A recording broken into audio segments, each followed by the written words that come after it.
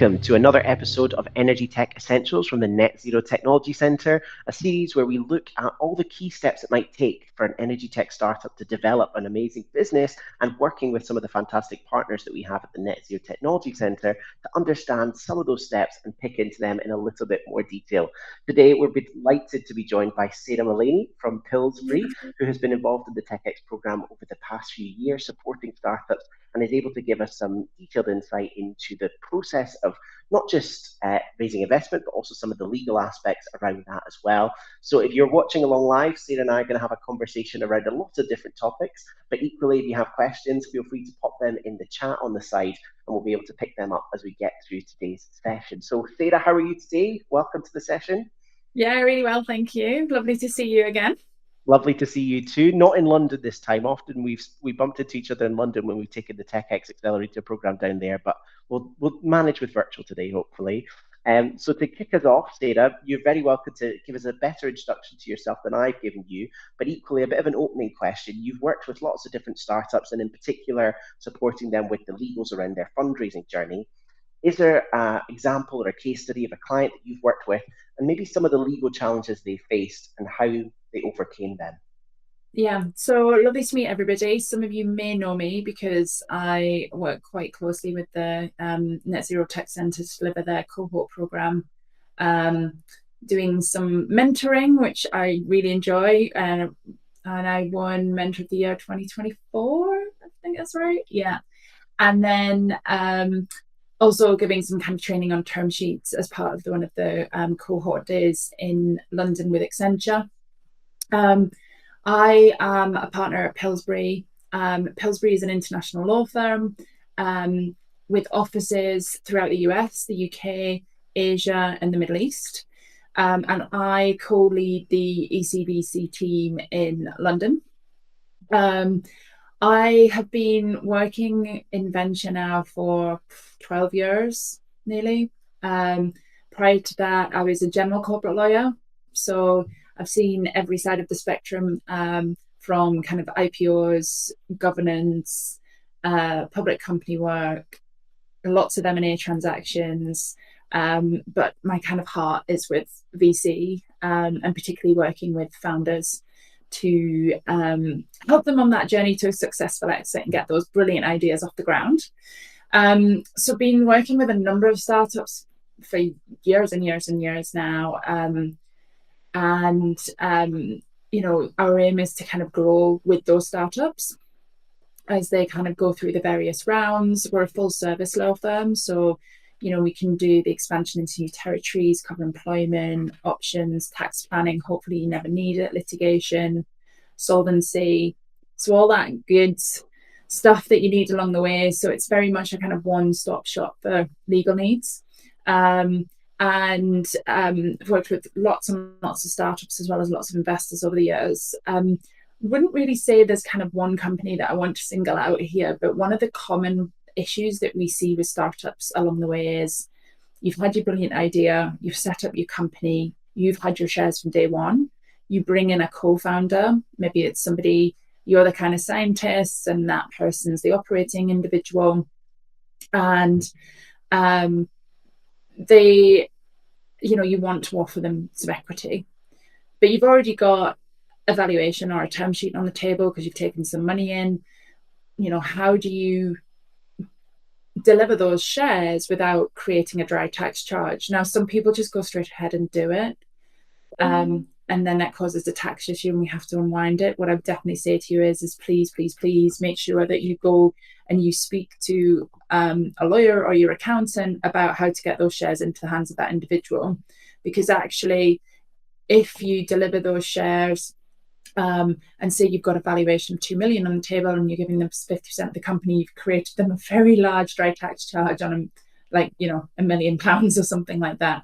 So that's the kind of common thing that I think you need to be looking at. There's multiple ways to get around it. We can give them E&I options to get the shares into their hands. If you want them to have voting rights, we can have different structures where we give them a voting share that carries no economic rights. So their economic rights sit with the options and they get a voting share. It very much depends on where the company is in that life cycle process, the cash that it has available to pay for some legal services. I would love to help you guys out for free, but I've got to put a roof over my own head and meals on the table. So, there's a lot of factors that play into the solution that we'll come up with. But the one thing I would say to you, if you take anything away from this session, if you're issuing equity to any individual coming into the business, you really need to think about the tax implications of that, because it's often the one thing that when founders come to us, we're like, well, how did this happen? And we think, oh gosh, there's an issue.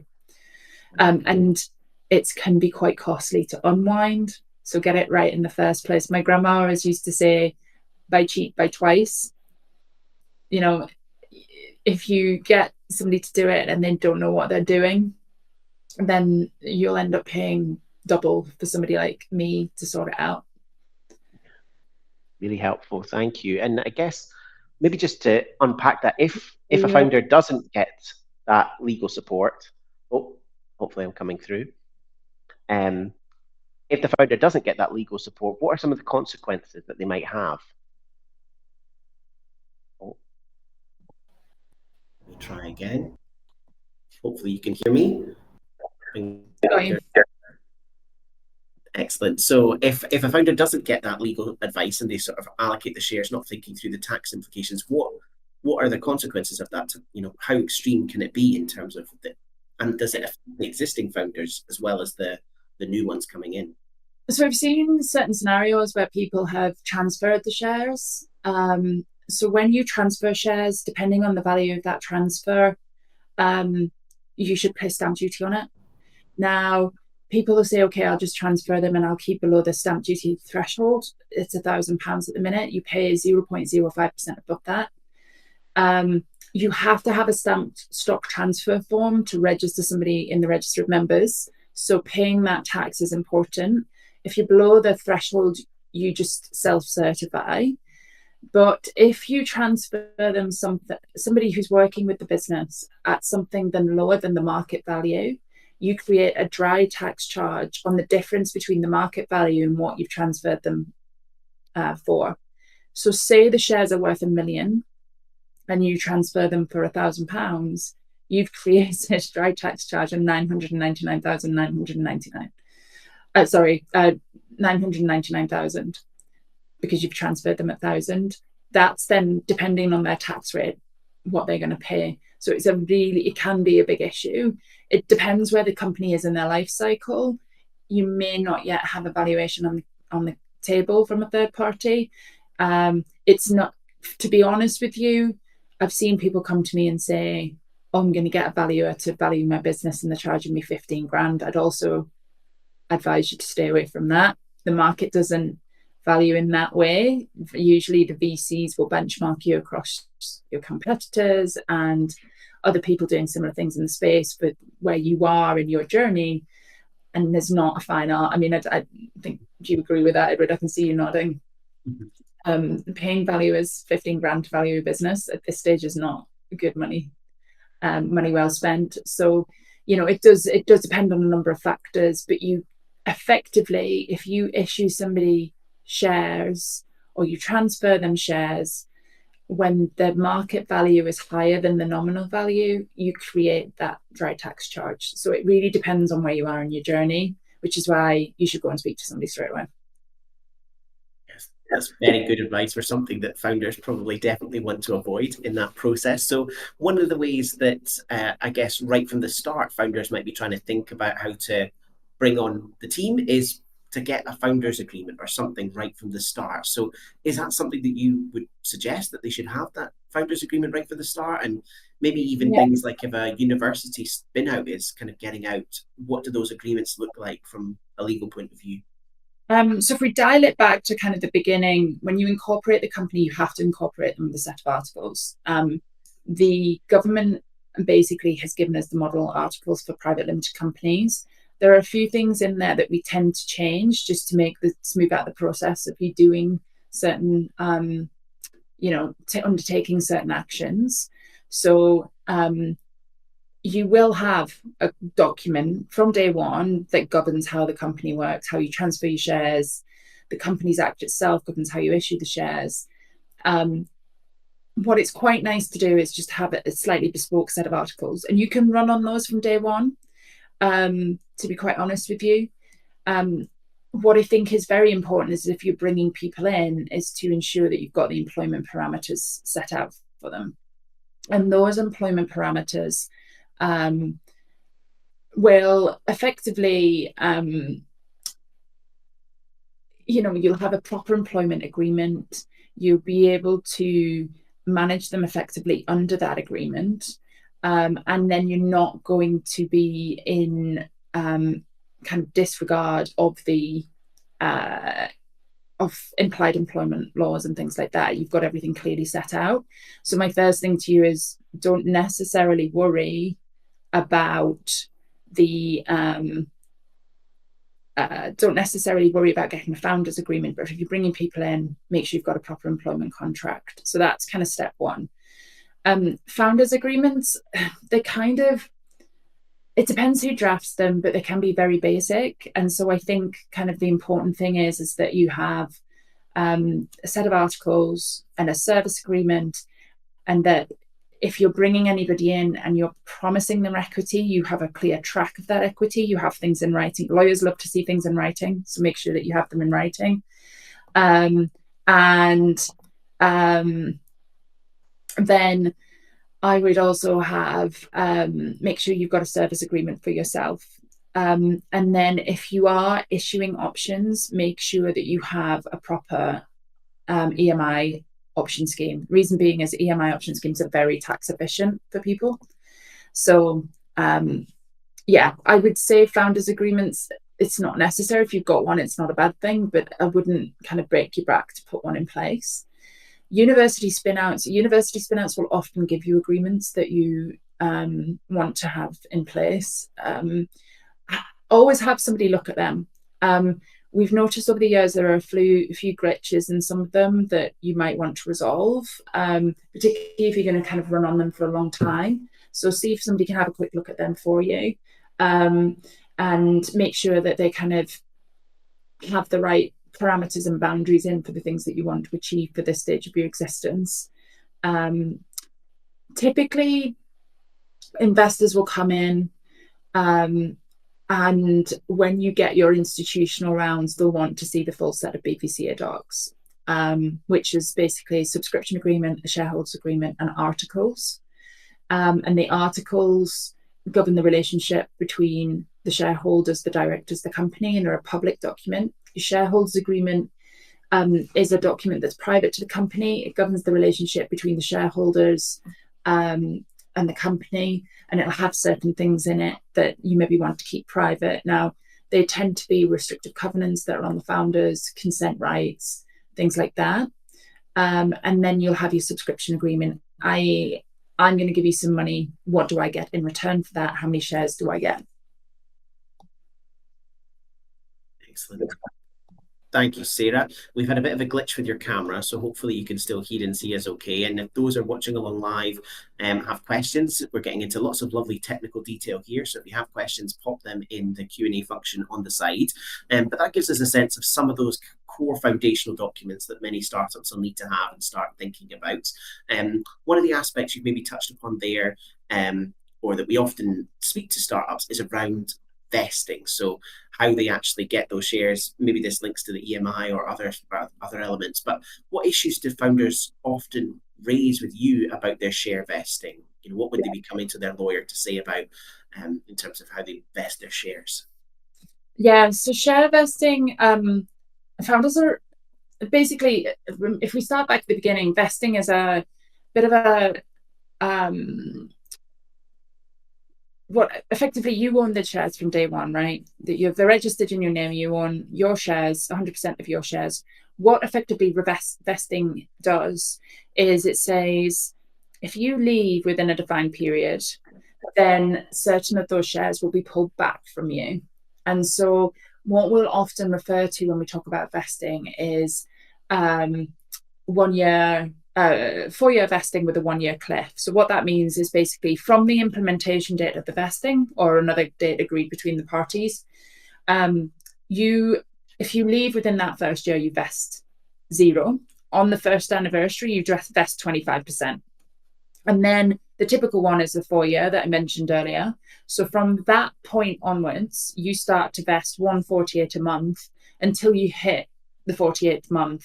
And at the 49th month, you're fully vested. They're your shares.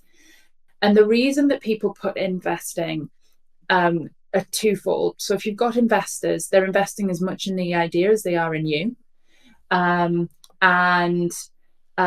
If they are, and they want to make sure that you're kind of incentivized to stay with the business. So share vesting is one way to make sure that you stay with the business.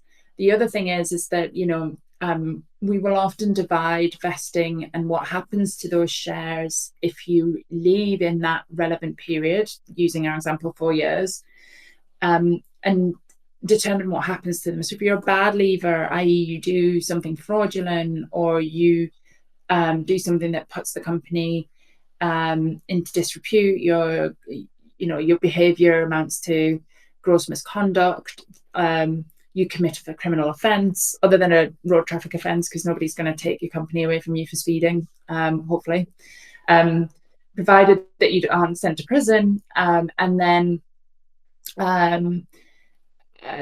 typically, if you breach any of your restrictive covenants afterwards, you'd be classed as a bad leaver, and they would claw all of the shares back, regardless of when you leave within that defined period. If you're a good leaver, then you might be able to retain some. And so the reason they're doing that is, if you leave the business, any investor is going to need to bring in somebody else and incentivize them without suffering the dilution, to ensure that the business, the capital that they put in the business grows to give them a rate of return. And so vesting is a really important thing. The other thing is where you've got co-founders, and trust me, I've seen it all over the years. I've seen family fallout, best friends no longer speak to each other. If you've got co-founders and that relationship breaks down, you might need to effectively, readjust the business. One founder takes it forward, the other one kind of steps into the shadows, and you need to be able to, claw back some of those shares to then re-incentivize somebody else to come in to help you build that business. For those reasons, no founder should be apprehensive of vesting, in my view. It's always better to have a slice of something than a whole lot of nothing. So vesting is a great thing. The parameters when you're kind of talking about it with investors can be moved. So we might shorten the period. So we might take it from 4 years to 3 years. We might argue about what is classed as a bad lever and what is classed as a good lever. You might end up with some kind of, variations in the middle. Like I've seen, interim lever, I've seen very bad levers, things like that. And then we might argue over what happens to your shares. If you're a good lever, how many are left? If you're a bad lever, is it all of them that go? And so we kind of work around those parameters when we're discussing it. The other thing that we might look at is have a certain percentage vested up front, particularly if you've been progressing through the rounds and you've already started that 4-year vesting. So we might say, okay, happy to have the shares vest, but I want 25 vested up front because actually I had some vested already. So vesting is a very good thing. I don't think anybody should really shy away from it.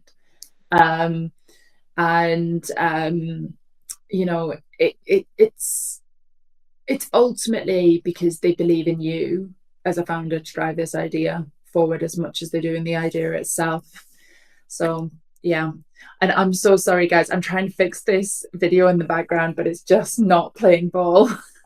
Sorry about that. Thank you, Sarah. No, that's giving us a good sense, and particularly at this founder stage, some of those challenges, because I think a lot of the energy tech startups we work with, it is maybe 1 or 2 founders. They think it's relatively straightforward. They go in company's house, they create their business, they use the template articles, which might be good for a time, but actually as we get to raising investment, there is a lot more complexity that needs to be factored in there. And just before we round up this sort of foundation section, there's a couple of questions we've had in here. One of the questions I think you mentioned around service agreements for you as the founder.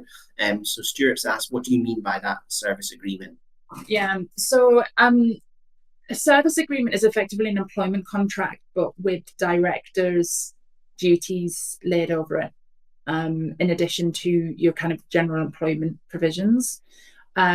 So each of you as a director is subject to director's duties set out in the Companies Act.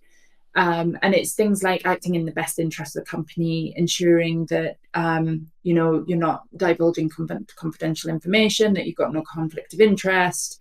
So it's all that kind of stuff that governs your relationship between the company, not only as an employee but as a director, in addition to your employee agreement. And so we call it a service agreement. You can, if you've got an employment agreement, that will be fine. Probably at some point in the round, an investor might want you to slip into a service agreement. The one thing that they tend to care about is the level of your notice period and how long that is. Now, typically, I would say they're looking for about 3 months. The reason is that, there's going to have to be some sort of a handover period to anybody else. If you give notice that you're no longer going to work with the company, they're going to make sure that they need to make sure they have time to find somebody, bring that person in, and then have a suitable handover. So 3 months is typically what they look for. 6 months is quite a long time. But the one thing I say to a lot of my founders is, look, when an investor comes in, they're very aware that from the moment that you set up the business to the moment that you're kind of fully cash profitable, revenues are flowing in regularly in large volumes, that you are having to make decisions on where that money is spent. They're not expecting you to have all your ducks in a row by any means. The things that they will definitely care about are the cap table. So is your cap table correct? Have you issued the shares to the individuals in accordance with the Companies Act or your articles? Where you've promised options, have you recorded that? Have you issued them under an appropriate option scheme? Have any share transfers been properly recorded? That's the one that does crop up quite a lot. So where shareholders transfer their shares and don't tell the company, it can be a bit of a sticky issue. So that's the sort of stuff that that they're going to be looking at on that front. And then the other one is, have you, when you've been working and developing your intellectual property, because most of the value in your business is the people and the IP, and have you adequately protected that? Now, that doesn't mean you have a full IP protection suite. What it basically means, when we boil it back down to the basic principle, is anybody who's working and employed in the business, do they have an IP assignment provision in their employment contract, or a separate standalone IP assignment agreement? Any kind of software creator, I've lost the word, has basically assigned you all the rights to the software. Do you own that IP proper? IP protection costs a lot of money, and one of my biggest bugbears is where you have certain individuals within the industry saying to people, oh, you should patent this, definitely patent this. Patents are very expensive to put in place in the first place. They're also only worth it if you're willing to defend them, because once you've published a patent, you've published the idea, you've published how it works. And so you need quite deep pockets to defend a patent. So the best way to protect yourself in the early days is those IP assignments and having your trade secrets and keeping that all quite tight. And then as the company grows and you can start to implement a proper kind of IP protection program, I do have a partner of mine actually works on those for companies, and they're incredible. Because you look at what you're doing now, what you're going to be doing, and you think about suitable protection. The other thing that you might want to ensure is that you've got your trademark of your name, plus the domain names, because your branding, particularly if you're in the software arena, is your kind of barrier to competition. It's your brand that's associated with a product and you're ahead of the curve of everybody else. That's it's your barrier to competition for everybody else. So Really helpful. Thank you. We've got quite a few questions coming in now as well. So we've also got one from Graham here for you, which is vesting better as milestone based, or would it be better to do a mix of time based and milestone based? So it depends on who we're talking about here. I would definitely say with the founders, it typically tends to be the 4-year vesting with the 1-year cliff. And it's time based as opposed to being milestone based. With the where we have other people coming into the business now, this might be an employee or a consultant or an advisor, and you want them to basically assist you. And say you bring in somebody to help you with fundraising. This is a good example. This is one we kind of see quite early, often in early stage companies. You bring somebody in who says, do you know what? I've got loads of connections. I used to work in banking. I can bring you in. I can bring you in some financing. And what you basically you might want to do there is have a milestone vesting for them if they want some shares, whereby if they bring the money in and it is in the bank, then they get a certain proportion of the shares. So it is a very case-by-case basis, and I know that's probably not the answer that everybody wants to hear, but it depends on the circumstances. But I think where we're talking about founders, where we're talking about the majority of your employees, it's probably going to be time-based vesting. Excellent. Thank you. A question here from Louise, just to expand a little bit on vesting. So you mentioned that founders usually own 100% of the company before they raise investment. So unless something else that includes the founders is agreed with the investors, would vesting be usually applicable first and subsequent hires to agree how the share option pool is allocated once created? Bit of a long question. You can maybe see it on the side there, but so typically, the 100% thing is you go to company's house, you're going to name your company Edward Pollock Limited, right? And you are the sole shareholder of the company. At that point, you own 100%. Then say day 2, before the idea is off the table, you bring in a co-founder and you own it 50-50. So and they're issued their shares, and we've got no value on the table. Nothing's off the stocks yet, and we're saying, okay, so Sarah and Edward own it 50-50, and we agree that we then want to go out and raise investment, and we bring some investors in, and they suggest that they want us to vest, because really the company at that stage is Edward and Sarah. We're there to create the IP and we're going to drive it forward. They want us to vest, so we put the vesting provisions typically in the articles. You can then apply your vesting to people who are granted options under the option scheme. So you might, for example, we might bring in Sophie, and Sophie we might say to Sophie, okay, as an employee, we're appreciative that we cannot give you the same salary that you would get at Google, but this is quite an exciting proposition. We believe in what we're doing, and we want you, Sophie, to run marketing for us.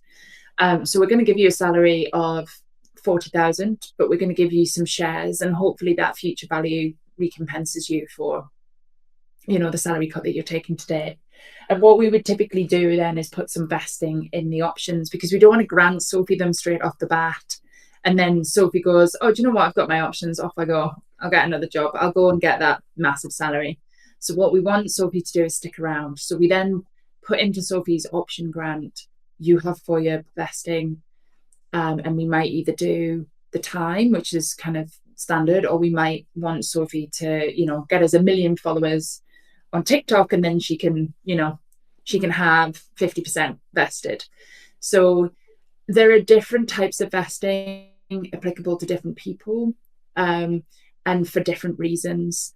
And what we really want to do when it's keep all of those brilliant people in the business, but also we want to ensure that if those people maybe leave because they're getting another job offer, or behave badly, that we can effectively bring those shares back into the cap table to then incentivize somebody else to come along. So we might then say, oh, Sophie has left, she's gone to another job, but we're going to bring in Chloe, and Chloe can now, we need to give Chloe some incentivization for the same reason. And we've now got those shares back in the pool to be able to offer her. I hope that answers the question. But if it doesn't, pop something else in the chat. Hopefully we'll pick that one up, but I'm going to move on. So that's given us a good sense of the foundation that needs to be put in place around the agreements between the founders, the shareholders, what the articles look like. So let's move into actually an investment round itself and some of the legal things that come up. So as you've already picked out, one of the big things investors will start looking at is that cap table. And I guess there is this kind of debate in the entrepreneurship world around maybe what a messy cap table looks like and how much that can hinder your investment. So maybe things that often come up are universities take high IP stakes. Maybe there's been some early friends and family round that have been possibly overly generous, or maybe, as you've outlined, there's some advisor equity in there. What does, let's say, a messy cap table look like, and what are the consequences of having one? Does it kill future rounds, and can it be fixed? Everything can be fixed. Really. Yeah. The issues with fixing it tend to be the cost. So it's definitely one to avoid. So golden rule number one, keep everything simple. It's particularly when you're kind of raising your angel investment, unless that angel is going to open every door in the universe for you, is giving you a very, very large check. Ordinary shares, like, you want to keep your shares very simple. Simple reason being is where you will generally form your company with ordinary shares. Then where you create a second share class, and let's call that the preference share. If we create a different share class, you create class rights for those individuals. So as soon as you create class rights, if you're going to do certain things that impact those rights, i.e. putting another share class on top of them with more preferential rights to the preference share, you are probably going to have to get class consent. So golden rule, keep it simple for as long as you possibly can. The ones that we see that can get tricky, there are a couple of points here. One, advisors. So I've been an advisory board myself. I actually told the founder that we had too many people in the advisory option pool part and that we needed to sort it out, and then got cold. So what you don't want to do is be issuing too much of that pot to people who are kind of doing that one day a month. You definitely want to put your advisors on vesting as well. You don't want to just issue them the shares. You've got to keep them incentivized to keep them working. Typically with advisors, you don't pay them. You're just giving them options. And so you need to think about your percentages there. You don't want to have too big a pot going to them. Your option pool, when you create that, typically you'd see somewhere about 8 to 15%. Unless there's a good reason for it. For example, the business was set up, you've now come in at a later stage as a founder and you need to be incentivized. That would justify a big option pool, but you want to keep that option pool around the kind of where the market expects it to be, of the 8 to 15. In the early stages, I wouldn't expect more than 10. And often, investors, if they're good investors, it's so important for any business to have incentivized employees, that they're the value creators. So they're going to want to make sure that, one, the founders have the right level of equity, and two, that the employees also, there's a decent pot to be able to kind of issue it out to people and keep people incentivized. Where it gets messy is if you don't keep a track of your cap table. So if you're going to prioritize things, you need to keep, this is one of them, you need to keep a decent cap table. You need to know who your shareholders are, who own the shares. If you promised shares to somebody orally, that is still a contract. You don't want that person popping up when your company's worth 2 billion being like, oh, by the way, you promised me 1% on this day in December in 2012, right? Like, no. So you need to keep a very good track on that. that would be whenever you come to sell your company, typically they will not let you cap liability for shares, because that would be fundamental. Me as I the buyer, if I come and want to purchase a company in 5 years' time, I want to buy 100% of your company. I don't want to find out that there's somebody in the background that has a claim on those shares. So if you already promise people shares, keep a track of it, make sure it's in writing, and you have it on your cap table, even as just like promised at the bottom in a line. The better advice would be, don't promise people things. Make sure if you're going to do it that you kind of issue them. So where you've got employees coming in, you might say, okay, you're going to get 1%, and you write that in their contract. Now, when you set up an option scheme, I would say 99% of option schemes in the startup world are EMI option schemes. They're tax efficient for the employee, but they're also tax efficient for the company. And what it allows you to do is effectively have an exercise price for the option shares, which is lower than the market value. But HMRC agrees that. And when they issued that valuation with that lower exercise price, it's valid for 3 months. And if you don't issue shares within those 3 months, you have to get a new valuation. And those valuations, typically accountants are going to be charging you about £1,000 plus for them. So what people tend to do is they'll bring employees in and they batch those employees and then get a valuation and then issue them. So you need to be keeping a track of those people that you bring in, the options that you promise them, and then you can then go and get your EMI valuation. Top tip, try and do it before if you've got a batch of people and you think, oh, I'm going to go out and fundraise, try and do that EMI valuation early, because you can get a lower valuation on it. Once you've got that kind of third-party term sheet, it'll kind of up the value, the valuation from HMRC.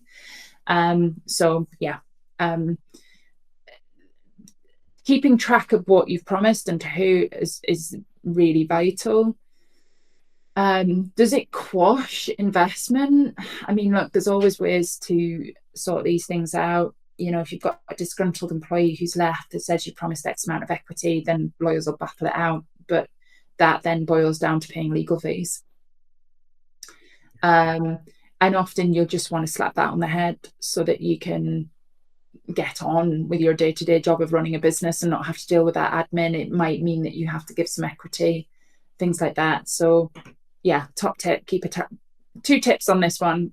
Keep it simple for as long as you can, and keep a track of everything that you're promising. And those should be your kind of golden rules on your cap table. Wonderful. Thank you, Sarah. So that's quite helpful to give us a sense of what those cap tables look like. So let's say maybe I'm an EnergyTech founder myself, things are going well, I've kind of tracked most of those things, and I now am out raising my round, and I'm now negotiating or talking to investors. We've got a deal on the table, a term sheet has come in. I call you up, say, hey, Sarah, you're my lawyer, can you have a look at this? When you're seeing these term sheets come in for investment rounds, what are some of the issues you might be seeing? And from a legal point of view, what would you be pointing out to the founders to ask them to renegotiate or to challenge or to add in to some of these agreements that might come up in an equity round? Yeah, so when I was preparing for this, I want to kind of make sure that you guys get some really practical advice as well. So I'm going to give you two kind of rules on this one as well. First one, I have zero idea how to do what some of you do. Like, I just don't. I did a law degree with French language, and my French is pretty ropey now as well. So, laws what I've practiced. I qualified in 2008, so I've been doing this for nearly, over 17 years now, which is quite scary. So number one rule, go and speak to a lawyer. And make sure that they're telling you what you're signing up to is correct. And I always say this on the training that I do with the Net Zero Tech Centre. Effectively, the terms that you accept, particularly in the early stages, are the foundations for the rounds that you're going to go through.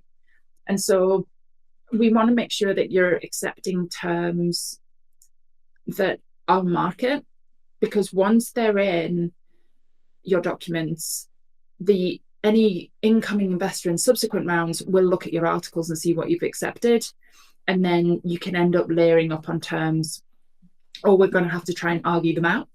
And again, it all goes down to costs. So please make sure you speak to a lawyer. There's going to be a lot of people hate me when I say this, and so particularly kind of around board advisors, but there are a lot of people out there who have done deals, and they've maybe founded a company and taken a company through to exit. They will understand the terms, but they still are not a lawyer. And it might have been 2 or 3 years since they did a deal. They're not aware of the current terms. They are really good at pointing you in the right direction, but it is not a replacement for a lawyer in any shape or form. And I'm not doing this to kind of line my bank account. It's just something that I see. And also the other thing that we see quite often are people saying, just sign it and we'll negotiate it once it's done. And the truth of the matter is, term sheets will only be binding on certain clauses, such as costs, confidentiality, and the governing law. So governing law being English law or Scottish law, or, you might be in the US, so it might be Delaware state. Yes, that is true. They're only binding us to certain clauses, but try and negotiate away from a term sheet when you're drafting the documents. Like it's very, very hard. And it takes a lot more time, and you will just rack up your fees. So get your term sheet right before you sign it. Top tip. Then term sheets are always negotiable. So if if a VC comes to you or an angel investor comes and says, this is it, my way or the highway, we've never had a lawyer negotiate our term sheet, I'd probably run for the hills, because anybody who is an investor who does it regularly will understand that there's always wiggle room. It's just a no. And for me, if I see an investor saying, you either accept it or we walk away, and there's no negotiation, and they haven't kind of given you a chance to negotiate, then I'd be saying, I'm not sure about this, guys. So yeah, definitely there's always room for negotiation. Your level of your negotiation power, so to speak, will very much depend on your circumstances. So if you are out of cash and they know you're out of cash, and the company's going to fold unless their money comes in, and they are the only money on the table, your negotiation power is going to be lower, right? So at that point, we're kind of, what's the worst thing in here that we can pull apart? Best position to be in is you have multiple term sheets from other people, and then you've got more control of it. I often get founders saying to me, oh, shall I draft the term sheet and just send it to investors? VCs in particular will have their own term sheet. But for angel investors, they might not. So you might be able to go out and say, these are my terms, and see what they come back with in negotiation front. So the things that you really need to look out for, and there are 2 things that really matter in term sheets, and one is the economics and one is power. So the economics, how much I'm giving you 150 grand, like how much am I going to get back out? So we look at things around the waterfall, which is basically on an exit or an exit event, which might be kind of a winding up or something like that, how much money do I get back? And so, you often hear people refer to the waterfall, liquidation preference, what else do we call it? Just the kind of preference share in general. What we try to avoid is what we call a participating preference. What that effectively means is I give Edward £1 million. And if it's a participating preference, I get my £1 million back, and then Edward and I share equally in anything that's left.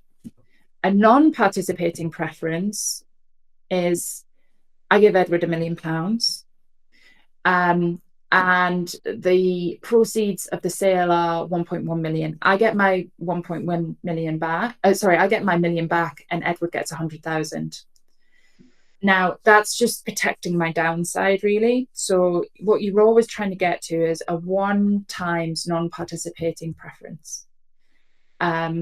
Where you get a participating preference, it's typically where people know that they're the only game in town. And where I've never really seen a 2x or a 3x liquidation preference. The only time I saw it was when COVID hit. And that kind of threw the market into kind of what are we doing here? Where are we going? What does this mean?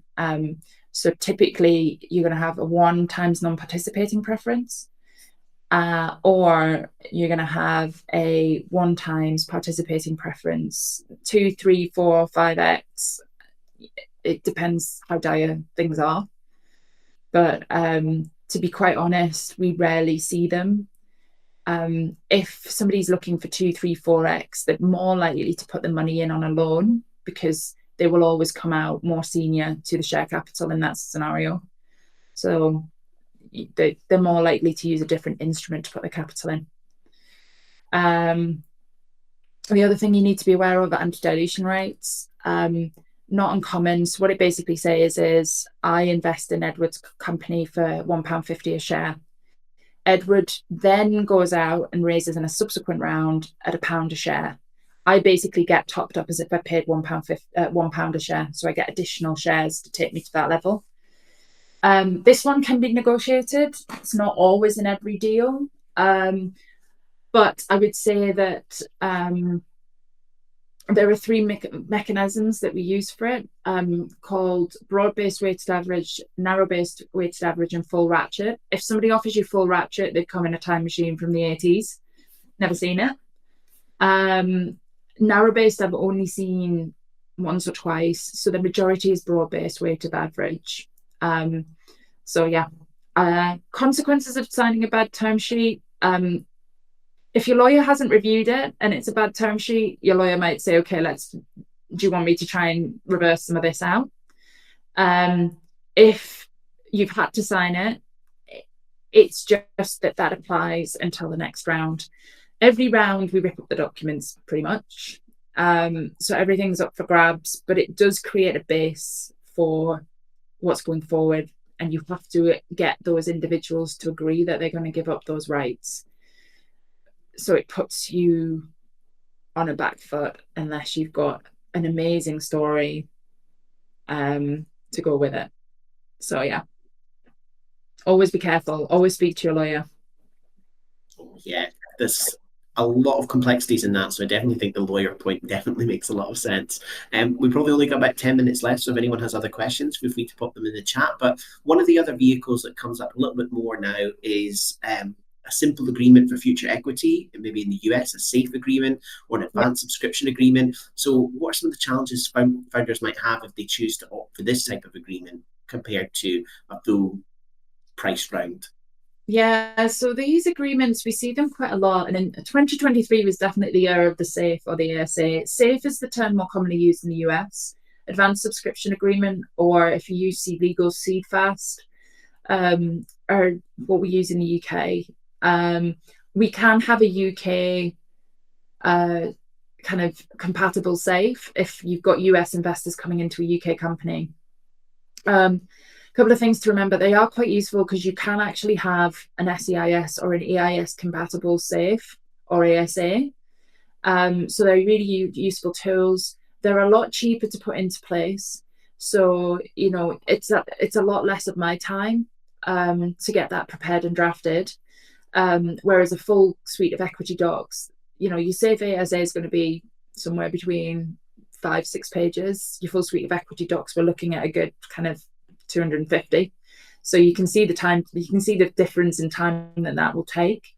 We use them quite a lot for that kind of initial bridge. So, you know, you've got your idea off the ground, you maybe want to bring in 250k of angel money. You might use them there, or you might use them to bridge between rounds. So you've raised, you know, your 2 million. You need to get some additional money in because you've had a massive order, you don't want to do a full round, you might do it with your existing shareholders on a safe ASA. Typically, I would say, any investor with a safe, they convert typically on the next round. So when you go out and raise a certain amount of additional equity, then they'll convert in those scenarios. They convert prior to an exit, they convert prior to an IPO, or if the company falls, they'll convert. But typically what we talk about is the next round. And so the investor wants to know that they're not going to suffer a huge amount of dilution. They're kind of wanting to think, where's my upper limit and where I'm happy to dilute to. So we'll often have a valuation cap in them. Now that can either be a pre-money valuation cap or a post-money. I prefer pre, because you never know how much money you're going to need to raise. And pre, I just think, gives you more certainty around it. It also kind of protects you as founder on the dilution front. You know where that's going to model out. Whereas if you set a post money and then you raise a bit more than that, you're suffering a bit more dilution under it. So and then the other thing that people might look for is a discount. So they're bridging you. They're saying, I'm going to put my money in, I'm not getting any warranties, a lot of the safes don't carry warranties. You can ask for them, but typically they don't. I'm not getting any warranties. This is a bit more riskier capital than it will be in the next round. I want a 20% discount. And that's the challenges. There aren't challenges per se. It's just knowing where the negotiating parameters are around. And it's usually the conversion price and what those shares would convert into. So are they going to convert into the senior class issued as part of the next round, or your existing senior class? And what's the pricing mechanic going to be? Remember that if they are EIS safes, there are specific requirements set out in the legislation that they have to contain. Get your lawyer to review it, or your EIS tax advisor. So some of them are great. They'll just review the safe and give you an opinion to confirm that they don't think there's anything that jeopardises EIS. But with the safe, always remember that they must convert into an EIS eligible class of share. So that's the thing to watch out for on them. Excellent. Thank you so much. Just moving, another thing that maybe comes up here is a slightly different question, but between the term sheets or the safes, there's often also maybe combined deals or syndicates, or you're trying to get a few different investors, or maybe you've got, you're trying to build a 1 million round and you've got a few different ticket sizes from a few different investors. How does that work from the legal planning side of you and negotiating? How do you get them all on the same page? How do you get them all to agree to the same terms? Is that relatively straightforward, or how complex can that be? So typically you'll have a lead investor, and the lead investor starts to really set the terms. So they'll set the valuation and the dilution, and they'll really control the terms in the term sheet. What you do want to make sure is that the investors are aligned. So you might have 3 or 4 investors comes into that first round. The lead investor will lead on the negotiation, the terms with you, and you'll share that with those individuals. Anybody who kind of comes in, say you want to raise 2.5 and you raise 2 million under the term sheet. Anybody who wants to kind of come in after that very much is kind of set on the price and the valuation and what the dilution looks like. They may ask for certain rights. We never want to really reopen the documents because we've got to circulate all the approvals and things like that. The things that you might try and do is they might want additional information rights. They might want an observer seat on the board. We can pop all of that in a side letter. But it's having that lead investor. And typically, when you're seeking investment, you go out and you'll get loads of people saying, yeah, I'll come in, but you need a lead.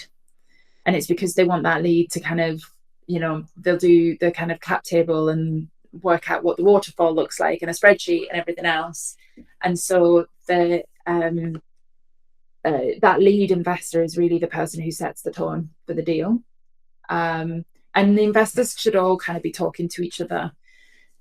The flip side of that is if you've got angels, you're kind of going out to them and saying, I think my company's worth this, and this is what I'm offering you, and this is the dilution that I'm offering. And then you're in a bit of a negotiation dance. But once you've got a couple of people signed up to it, then most people are a little bit like sheep. They'll just be like, okay.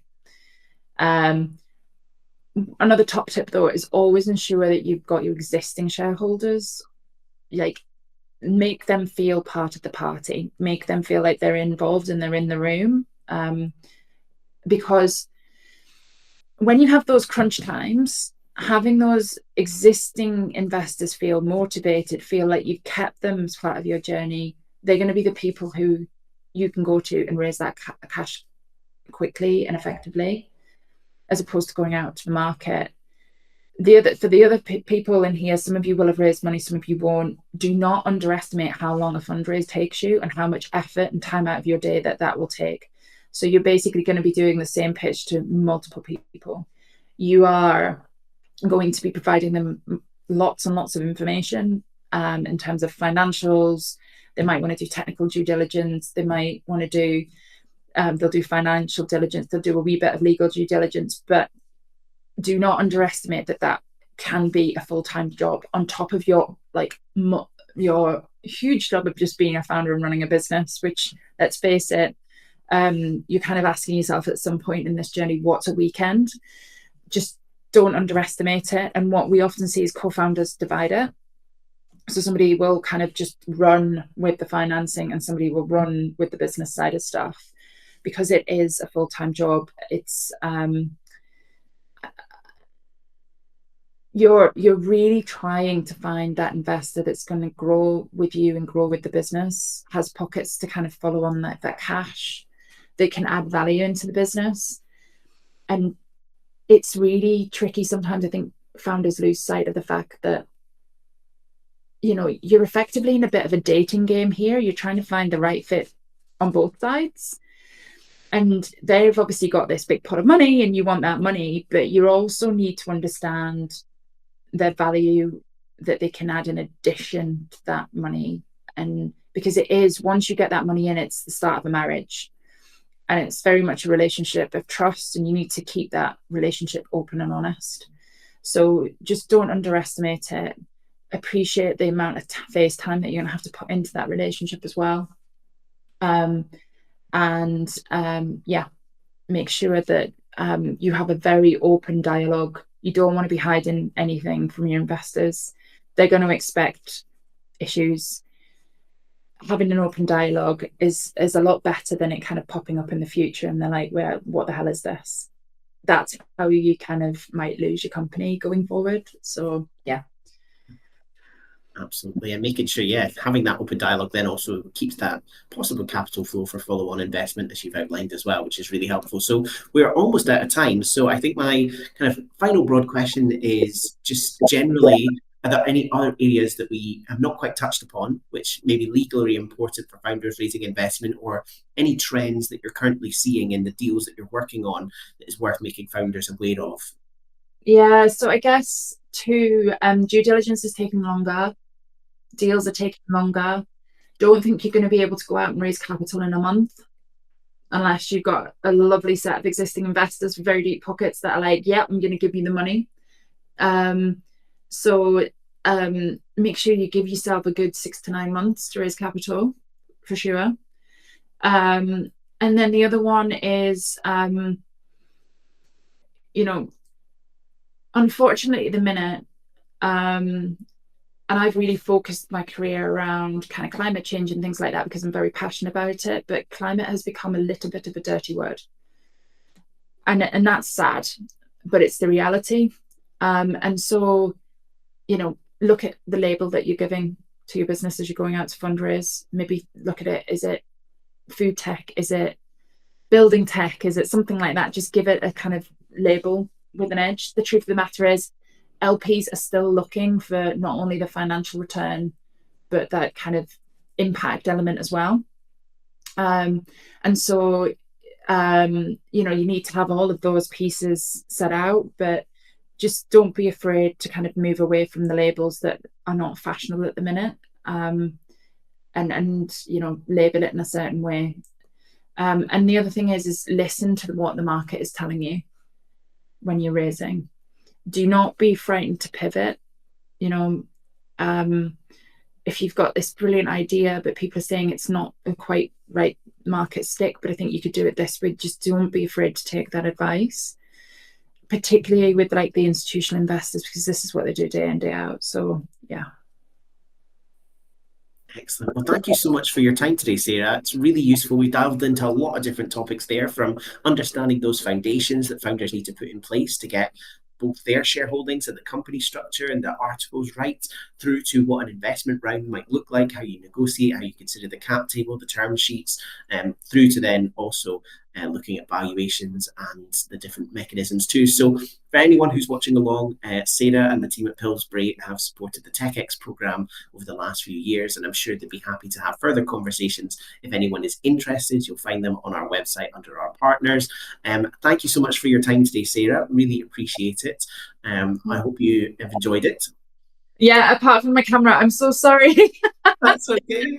I couldn't believe it. It happened in the test and then it happened again, and I was trying to fix it. Thankfully, didn't distract from any of the important information that came across. So for anyone else who's interested, this is part of our EnergyTech Essentials series from the Net Zero Technology Centre, where we're trying to dive into some of the practical topics that can help energy tech founders scale their businesses. So pay attention for any future episodes. And as always, thank you for those who have joined along, and we hope you have a fantastic rest of your day.